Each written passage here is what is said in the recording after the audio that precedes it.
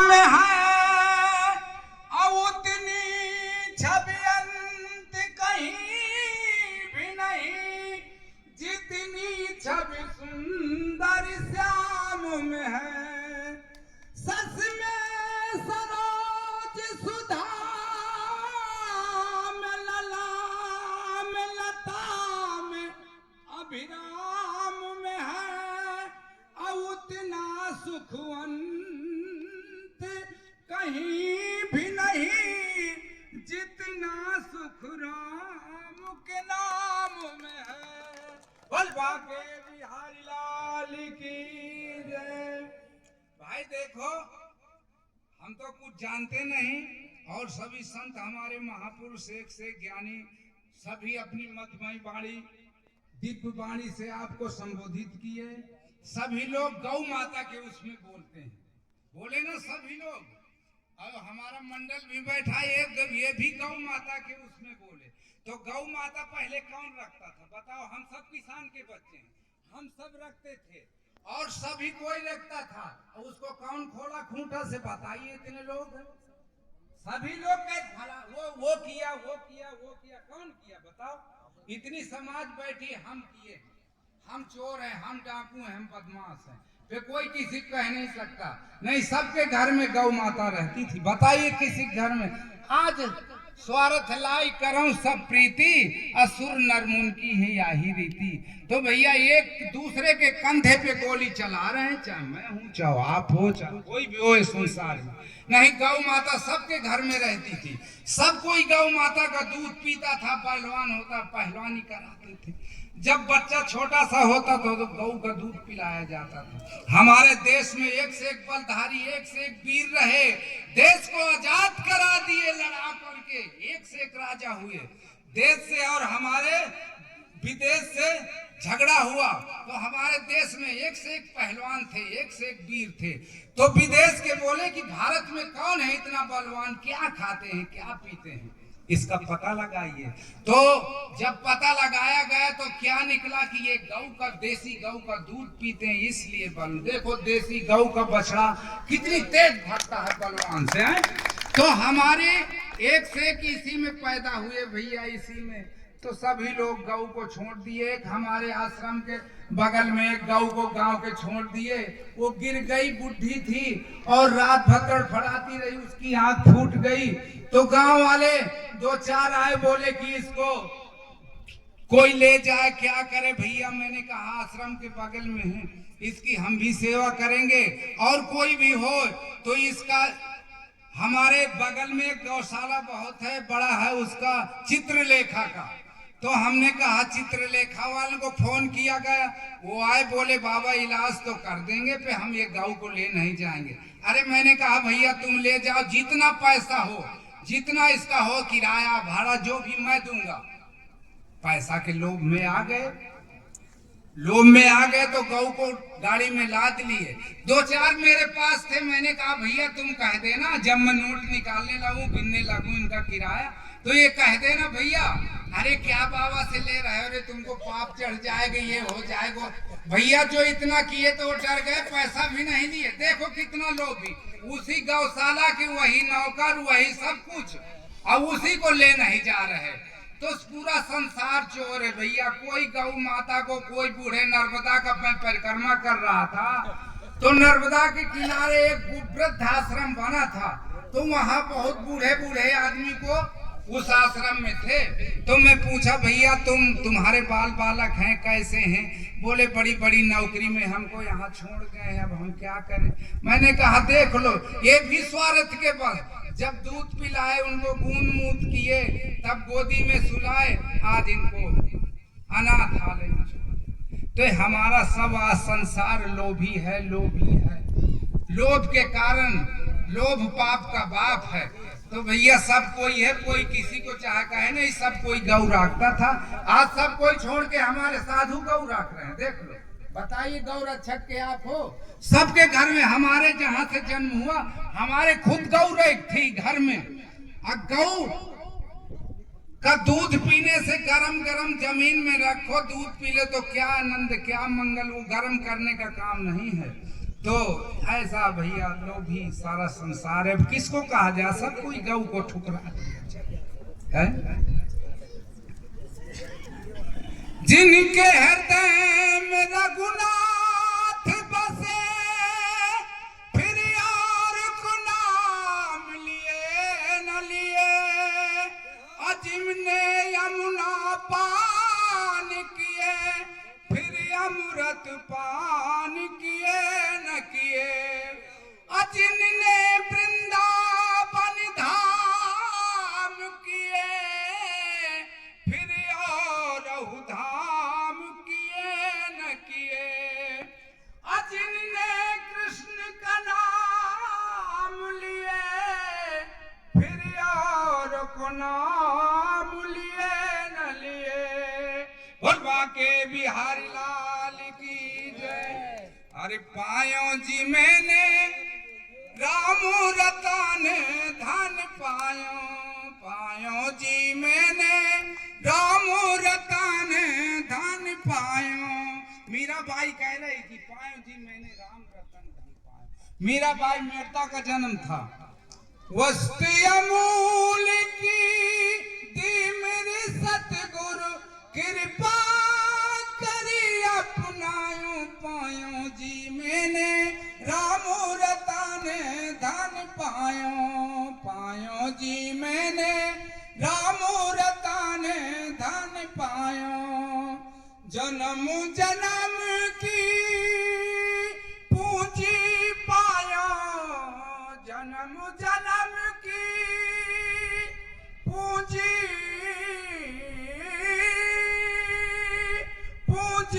पायो, जग में खूबे घुमायो, पायो जी मैंने राम रतन धन पायो, पायो जी मैंने राम रतन धन पायो। कर चन खूटे चोर न लूटे, कर चन खूटे चोर न लूटे, दिन दिन बढ़ाते समायो, पायो जी मैंने राम रतन धन पायो, पायो जी मैंने राम रतन धन पायो। तो राम रतन वो है कि उसको चोर ठग न पानी मिला सकता है, न मिट्टी मिला सकती। वो राम रतन, वो दिन दिन वो कहते हैं कि भांग धतूरा और सुरूरा, भांग धतूरा और सुरूरा उतर जाए प्रभात, नाम कुंवारी नाम का चढ़ी रहे दिन रात। वो भगवान का ऐसा नाम है कि वो कभी घटते नहीं, बढ़ता ही जाता है। संतों के पास क्या है बताइए? संतों के पास किस चीज का बल है? न गोली का बल है, न लड़ाई का बल है, न कोई बल है। क्यों? राम नाम का बल है, हैं? राम नाम के बल से देखो सारा काम चल रहा है। तो राम का नाम इतना सुखदाई है। भगवान कहते हैं कि जो मुझको ध्यान सब कुछ छोड़ करके मेरा ध्यान करता है, उसको बिना कहे सब चीज प्राप्त हो जाती है। बिना कुछ किए उसको सब कुछ प्राप्त हो जाता है। फिर क्या है? सत्य की नावे की वटिया सतगुरु, सत्य की नावे की वटिया,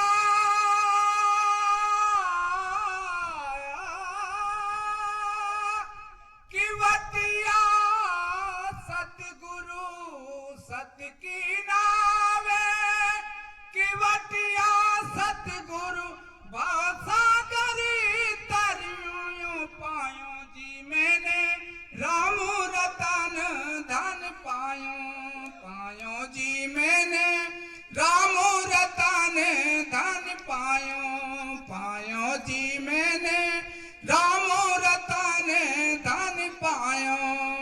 सत की नाव, नाव में बैठ जाओ तो उसको कौन खेता है? केवट खे के पार लगाता। तो केवट कौन है? गुरु, संत गुरु। संतन की महिमा रघुराई, अब बहुविध वेद पुराण गाई। हैं? तो संतों का ऐसा काम है किस भवसागर से गुरु सबको पार कर देता है। फिर मीराबाई क्या कहा लास्ट में, मीरा के प्रभु, मीरा के प्रभु गिरधर नागर, मीरा के प्रभु, मीरा के प्रभु गिरधर नागर, हरसी हरसी गुन गायूं पायो जी मैंने, राम रतन धन पायो, पायो जी मैंने, राम रतन धन पायो, पायो जी मैंने, राम रतन धन पायो।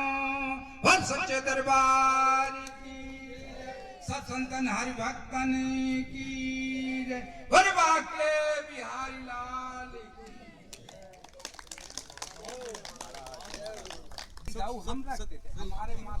कितनी जोशीली, ओजपूर्ण और स्वर से सहित आवाज जो माताएं यहां से जा रही हैं। मैं आपको एक निवेदन करना चाहता हूं कि आज जो संत समाज हमारे पास बैठा हुआ है ना,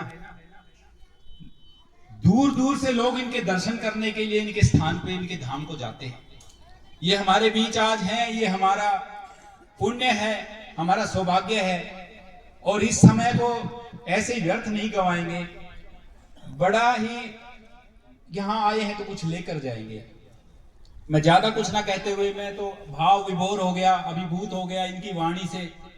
महाराज जी, आपने जो कंठ पाया है वो बहुत सारे, देखिए हम लोग जानते नहीं हैं कि हमारे आसपास कितने मोती बिखरे हुए हैं।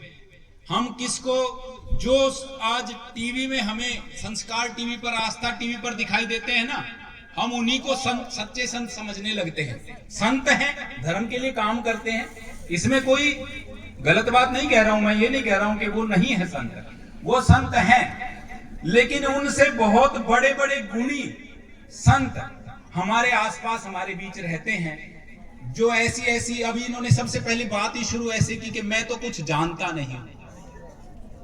अरे जो अपने आप को ये समझता है कि मैं कुछ नहीं जानता ना, वही असली जानकार है इस दुनिया का। इस दुनिया को वही जानता है।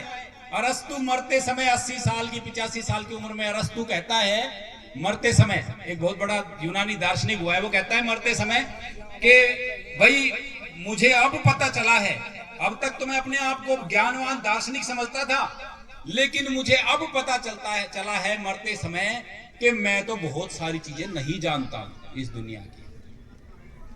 तो इतना बड़ा दार्शनिक होकर वो ये कह रहा है कि मैं कुछ नहीं जानता, ये सच है। और महाराज जी का ये विद्वता है, ये इनका बड़प्पन है कि ये कह रहे हैं कुछ नहीं जानते।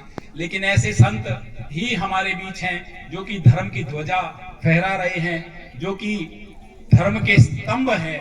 मैं बार बार नमन करता हूं आप और हम सभी एक बार जोरदार तालियों से नमन करते हुए, वंदन करते हुए श्री श्यामदास जी। मैं एक बार बताना चाहूंगा, मैंने महाराज जी से स्थान पूछा कि महाराज जी कहाँ से हैं। हो सकता है कभी जीवन में हमारा उधर जाना हो, इनके दर्शन हो, दोबारा से इनकी वाणी से अभिभूत हो गया।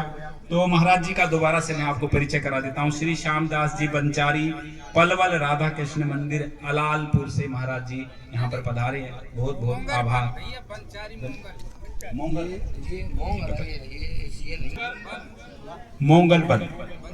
मोंगरबन बंचारी, वहां से पधारे हैं।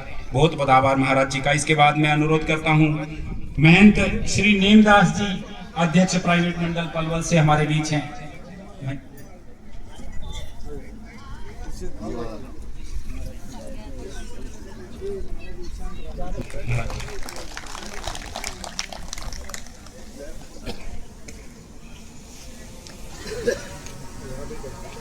सर्वप्रथम सबसे पहले यहाँ पे सीताराम जी की एक विशेष रूपी अलौकिक शक्ति प्रवाहित है, जिससे आपकी मानसिक शांति और एक हृदय में आनंद है।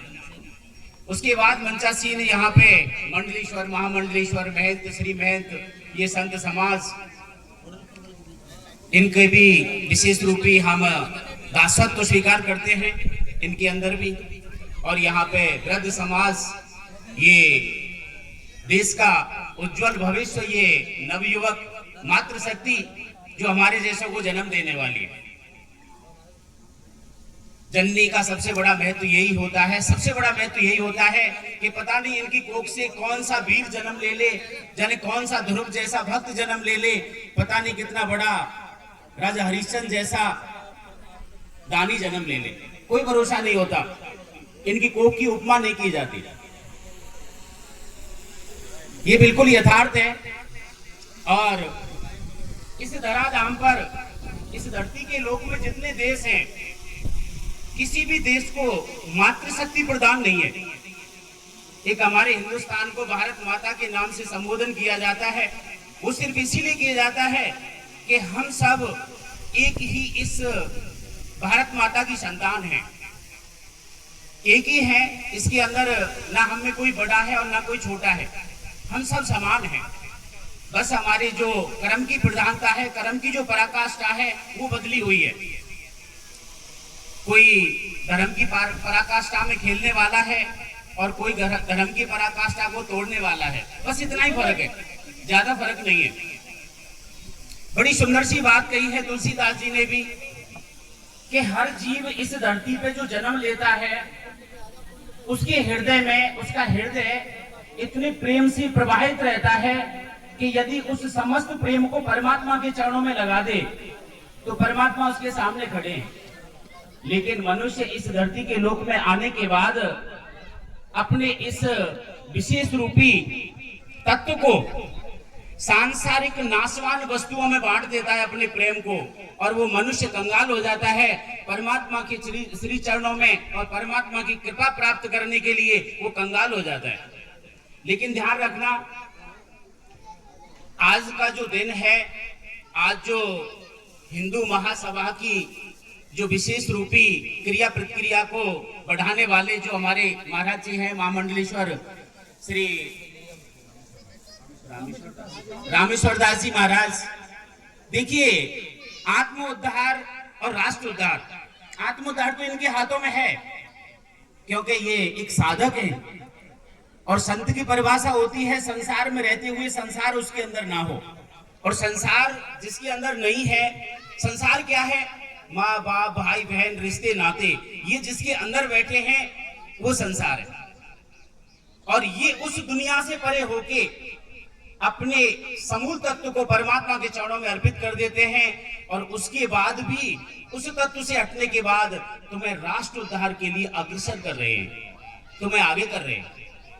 संत कभी भी आपकी ग्रस्त की स्थिति में ये नहीं कहते कि आप समस्त छोड़ के, आप ग्रस्त की क्रियाओं को या कर्मों को छोड़ के परमात्मा के भजन में लग जाओ, बिल्कुल नहीं कहते। ना ही तुम्हें शास्त्र कहता है इस चीज का।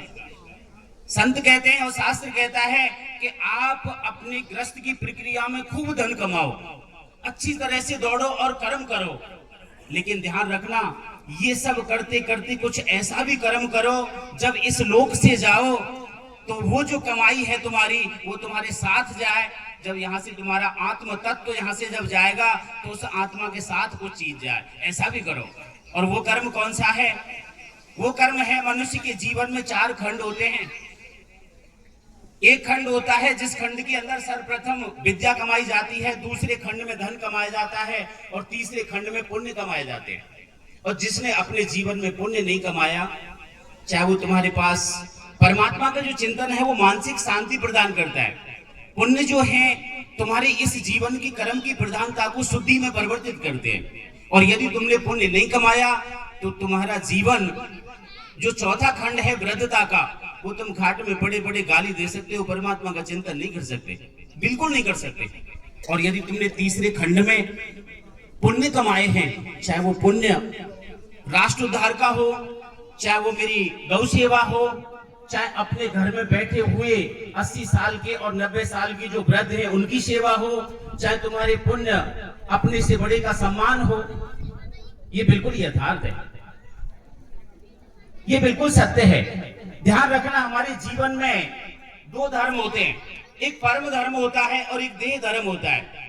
परम धर्म होता है परमात्मा का चिंतन, और देह धर्म होता है तुम्हारे कर्म की पराकाष्ठा, तुम्हारे कर्म की प्रधानता। हमारे जीवन की जो गाड़ी है उसमें ये दो बैल हैं, एक परम धर्म है और एक देह धर्म है। ये दोनों साथ चलने चाहिए। यदि आपसे देह धर्म पीछे छूट गया तब भी आपके जीवन में अशांति रहेगी, और यदि आपके जीवन में ये परम धर्म पीछे रह गया तब भी अशांति रहेगी। इसलिए विशेष रूपी ध्यान रखने वाली बात है। वैसे यहाँ पे बोलने वाले काफी हैं और सभी के नाम लिखे हुए हैं, और संतों की तो खेल अलग है। संतों का यदि वो किसी क्रिया प्रतिक्रिया पे, यदि किसी पॉइंट पे, यदि वो भी धर्म के लिए, क्योंकि उनका जीवन तो परमात्मा के चरणों में और शास्त्रों के लिए ही बना है। उन्होंने अपने समस्त जीवन को शास्त्रों के लिए ही अर्पण किया है। उनकी जो समर्पणता है वो शास्त्रों के लिए है, इसलिए जो उन्हें बोलना है वो बोलते जाएंगे। लेकिन यहाँ पे काफी विद्वान बैठे हैं, उन्हें भी 4 शब्द बोलने हैं, इसलिए मैं अपनी वाणी को बहुत जल्दी विराम देता हूँ और सबके लिए विशेष रूपी आपसे परमात्मा से प्रार्थना करता हूँ, अपने से बड़ों से आग्रह करता हूँ और छोटों को आशीर्वाद भी देता हूँ। इसलिए कि हमारा मनुष्य तत्व में आने के बाद बगैर राष्ट्र उद्धार की क्रियाओं के करे बगैर हमारा ये मनुष्य जीवन सार्थक नहीं है। और यदि आपको अपने मनुष्य जीवन को सार्थक करना है तो राष्ट्र उद्धार और परम उद्धार, परमात्मा का भी चिंतन हो और धर्म का विशेष रूपी बढ़ावा हो, और हमारे धर्म के बीच में कोई जाति विशेष की क्रिया या बातें नहीं होनी चाहिए। कोई भी छोटा और बड़ा नहीं होता, ये बिल्कुल यथार्थ है। हम सब परमात्मा की संतान हैं, हम सब बिल्कुल ही एक मिलजुल के साथ बढ़ना चाहिए और सनातन को अग्रणी बनाना चाहिए। ध्यान रखना, नासा के विशेष रूपी विज्ञान में सिर्फ वेद काम आते हैं और कोई चीज काम नहीं आती। ये जितने भी वैज्ञानिकों के जो वैज्ञानिक प्रैक्टिकल हैं वो सब हमारे शास्त्रों पे डिपेंड करते हैं, निर्भर करते हैं, ये बिल्कुल सत्य है। लेकिन आज इस समय के विशेष रूपी प्रभाव में मनुष्य सिर्फ अपने पेट और परिवार तक सीमित हो गया है, और जो पेट और परिवार के लिए दौड़ता है उसे कभी मानसिक शांति नहीं मिलती, और जो राष्ट्र उद्धार और परम धर्म की छाया में दौड़ता है उसके पास मानसिक शांति होती है। वो झोपड़ी में रहने वाला भी बहुत बड़ा धनवान है और बहुत बड़ा राजा है। इसलिए इन दोनों चीजों से किसी को वंचित नहीं रहना चाहिए, चाहे उसका जीवन कितना भी बिजी है। मैं अभी छोटा सा दृष्टांत सुनाता हूँ। वो दृष्टांत सिर्फ किताबों का लिखा हुआ नहीं है, वो जीता जागता बहुत ज्यादा पुराना नहीं है। वो जब हमारे हिंदुस्तान में अंग्रेजी शासन था अंग्रेजों का, उस समय एक हमारे ऐसे ही अवधूत संत रहते थे। जैसे अभी थोड़ी देर पहले अभी आपने सुना है ये जो जटाधारी हैं, इनके बारे में अभी इन्होंने जो भी बोला आपके सामने, ऐसे ही एक संत एक सड़क के किनारे एक झोपड़ी बना के रहते थे, और वहां के कोई अंग्रेजी अफसर अपने बगल में पिस्टल डाल के पैदल निकल के जाता था। रोजाना देखता था उसका हाथ एक माला झोली में लगा हुआ है। तो उस अंग्रेजी ऑफिसर के दिमाग में कुछ विचार पैदा हुए कि इससे एक बार पूछ लेता हूँ। वो दौड़ के आया महात्मा के पास और बोला, जिस झोपड़ी में रहता था वो झोपड़ी के ऊपर एक बरगद का बहुत बड़ा पेड़ था। वो अंग्रेजी अफसर आया और उसने कहा कि व्हाट इज दिस, क्या कर रहे हो? महात्मा ने उसकी शकल की तरफ देखा और कहा कि उन्होंने कहा कि क्या कर रहे हो और ये क्या है, ये जो तुम लग रहे हो ये क्या है? महात्मा बोला कि ये क्या है तेरे बगल में जो टंग रही है, और ये क्या काम करती है? अंग्रेज बोला ये क्या कर रहे हो और ये क्या क्या होता है, इससे क्या लक्ष्य क्या है?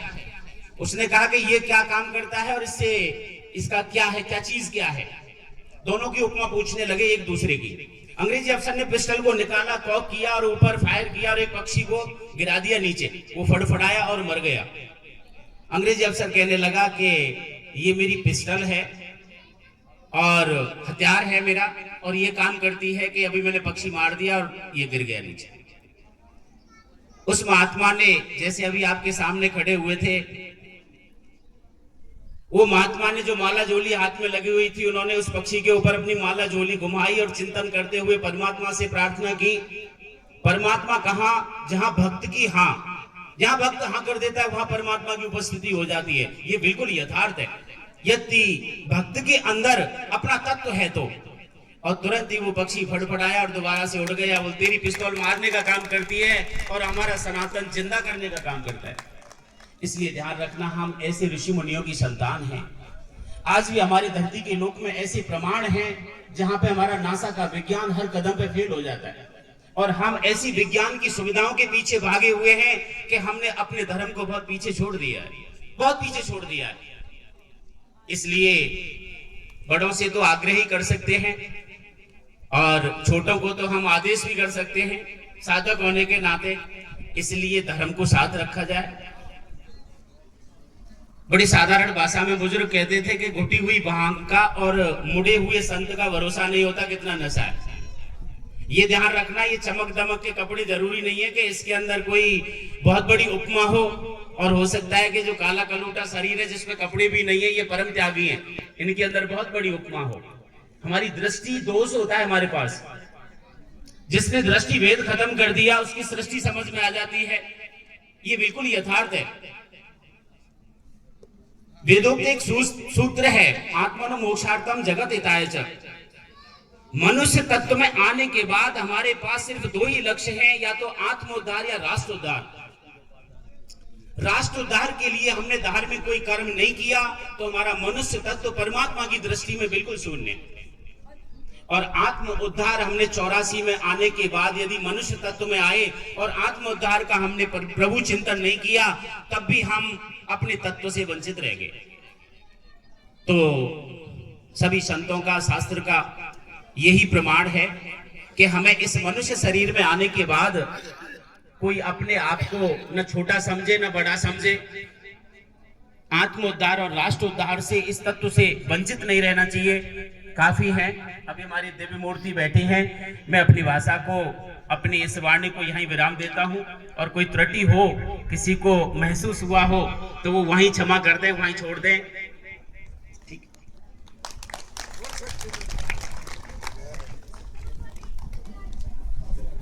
धन्यवाद। ये थे महंत नीमदास जी, अध्यक्ष प्राइवेट मंडल पलवल हरियाणा से हमारे बीच पधारे। इनकी पुण्य उपस्थिति में बहुत ही अच्छी करते हैं और फिर इनसे अनुरोध करते हैं कि दो शब्द हम सभी को प्रेरणा स्वरूप कहेंगे। श्री काशनी गोपाल दास जी महाराज। कृष्णाय वासुदेवाय देवकी नंदनाय च नंदगोपकुमाराय श्री गोविंदाय नमो नमः। रामाय रामभद्राय रामचंद्राय वेदसे रघुनाथाय नाथाय श्री सीताय पतये नमः। वंदे महापुरुषते चरणारविंदम।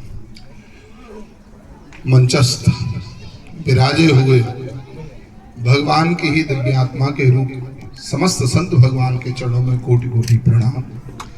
भगवान की ही दिव्य मूर्ति, समस्त माता बहन एवं समस्त भक्तजन, आप सबके हृदय में बैठे हुए सीताराम श्री वांके बिहारी जी के चरणों में भी कोटि कोटि प्रणाम। विषय बड़ा सुंदर चल रहा है इन महापुरुषों के मध्य में हिंदू सम्मेलन। हकीकत कहे जाए तो हिंदू है क्या? पूज्य महाराज जी अभी बड़ी सुंदर चर्चा कर रहे थे और कह रहे थे कि आत्मबोध का ज्ञान करना ही जीवन का परम लक्ष्य है। आखिर आत्मबोध है क्या? थोड़ा सा चिंतन करने का विषय है। अपने आप की जागृति करना ही सबसे बड़ा आत्मबोध है। हम लोग अपने आप को पहचान नहीं पा रहे। हम लोग अभी तक इसी गुमराह में हैं, इसी भूल में हैं। आखिर में मैं हूं कौन? रघुगण जी जब जाते हैं और जड़ भरत जी जब मिलते हैं, भागवत का एक छोटा सा सूत्र है। उस समय रघुगण कहते हैं मैं एक राजा हूं और राजा होकर के मैंने तुम्हें पालकी में लगाया, तुम ठीक से चल नहीं रहे। प्रकुप्तम चिकित्साम दंड पाणी करोमि, मैं तुम्हें दंड दूंगा। तब उन्होंने बड़ा सुंदर शब्द कहा, आखिर में तुम दंड किसे दोगे?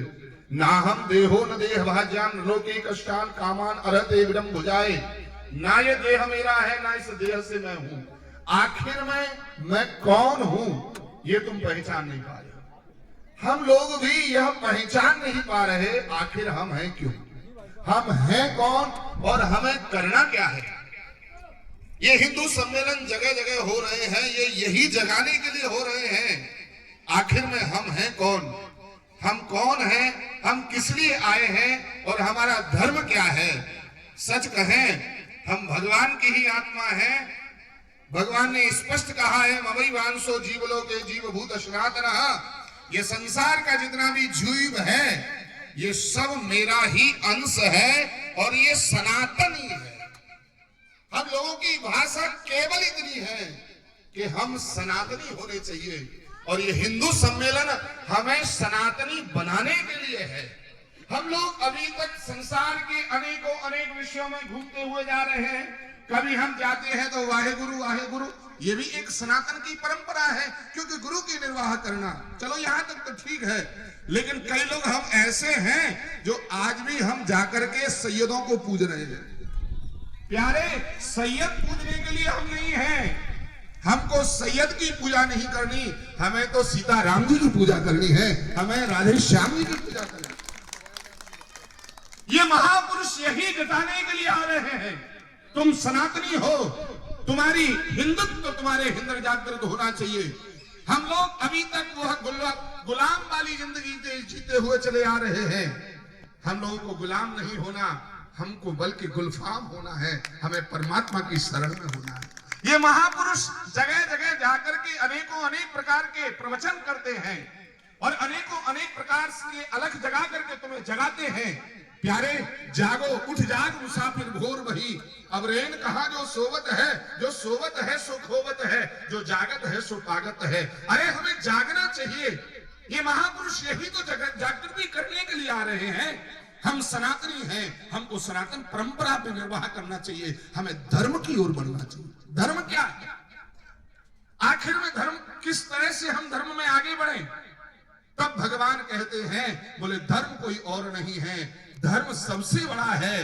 तो धर्मः प्रोक्षित केतवोत्र परमो निर्मत्सराणाम सताम वैद्यम वास्तववत्र वस्तु सुखदम तापत्रयोन्मूलनम श्रीमद् भागवते महामूल कृते किंबा परेरीश्वरः सद्यो हृदय भृत्यते प्रकृतिहि शुश्रूषहि तत्क्षणात्।